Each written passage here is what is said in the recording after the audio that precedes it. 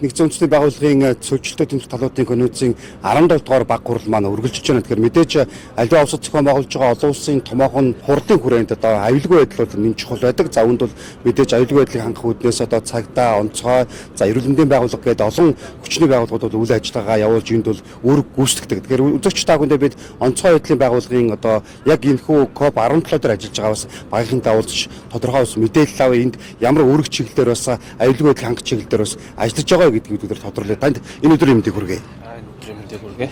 За тэгэхээр онцгой байдлын газраас энэхүү COP17-гийн үед ямар одоо үүрэг оролцоотойгоор бас та бүхэн маань үүрэг гүйцэтгэж байна. За энэ зохион байгуулж байгаа хуралдаа зохион байгуулж байгаа энэ хуралдааны байруудад галт өмөрийн аюулаас урьдчилан сэргийлэх зорилгоор одоо үзлэг ширхэг шалгалтыг зохион байгуулж үүрэг гүйцэтгэж ажиллаж байна.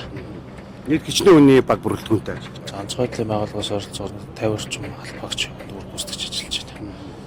За бас хурал гэх юм нь яг онцгой байдлын газраас энэ аюулгүй байдлын хангах үүднээс бас сургалт бас зохион байгуулсан. Тэгэхээр яг энд хичнээн одоо яг энэ үндсэн одоо байгууламжуудыг та бүхэн маань яг ерхий чиглэлээр сариудж байна. За нийтдээ 18 орчим барилга байгууламжид бол хяналт шалгалтыг зохион байгуулж ажиллаж байгаа.